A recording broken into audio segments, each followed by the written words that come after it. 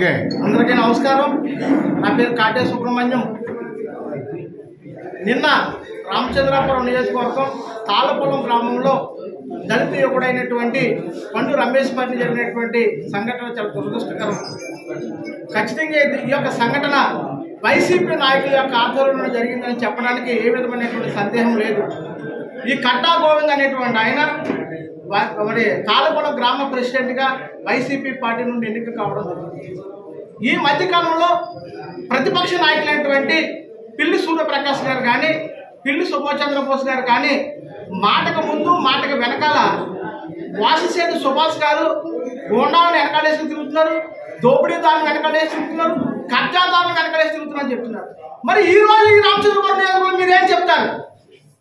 ఈరోజు ఒక దళిత యువకుడైనటువంటి పండు రమేష్ పైన దాడి చేసినటువంటి కట్టా గోవిందు, కట్టా సతీష్, కట్టా వెంకటేష్, మేడ్చెట్టి ఇజ్రాయెల్, మరి వీరందరూ కూడా మీ అనుచరులు కదా?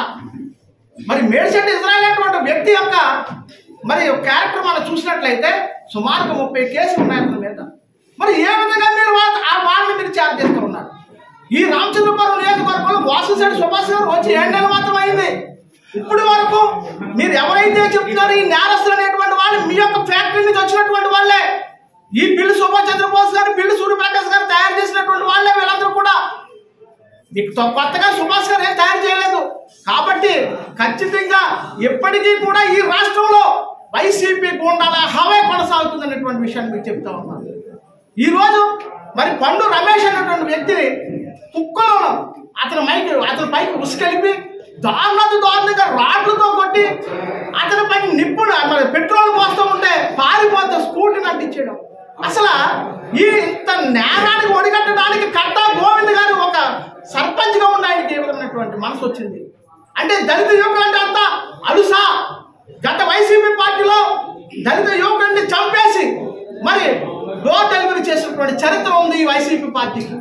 అటువంటి వాళ్ళ మా సుభాష్ గారిని అనేది దళితుల పైన దాడులు చేసి మరి ఇప్పటికీ కూడా మీరు అధికారం లేకుండా ఆ నేచర్ పోకుండా ఈ రోజు దళితుల పైన దాడి చేయడం జరుగుతుంది.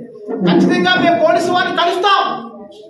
307 అంటే అతని పైన పెట్రోల్ పోసి అంటిస్తే 307 కట్టలేదంటూ అనుమానం అందరికీ ఉంది, దళిత నాయకులందరికీ ఉంది.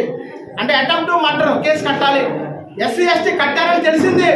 ఖచ్చితంగా ఈ యొక్క నేరస్తులను అరెస్ట్ చేసి కట్టకట్టాలు వాళ్ళు చేసేవారు కూడా ఈ రామచంద్రపురం నియోజకవర్గంలో ఖచ్చితంగా మా వంతుగా అలా నడిపిస్తూనే ఉంటాం. మా యొక్క కార్యక్రమాలన్నీ కూడా చేస్తూనే ఉంటాం. ఈరోజు DSP గారిని కలుస్తాం.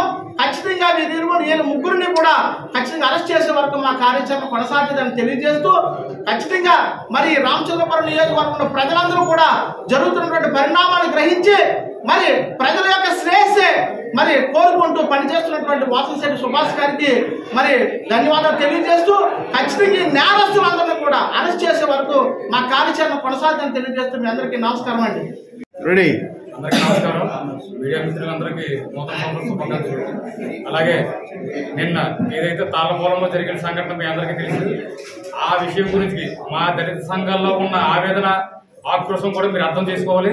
నిన్న ఏదైతే పండు రమేష్ మీద దాడి జరిగిందో ఆ దాడికి బాధ్యులైన వారు ఎవరైనా సరే వాళ్ళ మీద కఠిన చర్యలు తీసుకుని వాళ్ళ కఠినంగా చట్టపరంగా చర్యలు తీసుకుని వాళ్ళు శిక్షించాలని కోరుకుంటున్నాం.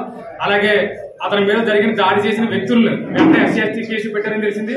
అలాగే 307 అటెంప్ట్ మర్డర్ కేసు కూడా పెట్టాలని మేము DSP గారిని కలిసి గట్టిగా అడగడం జరుగుతుంది.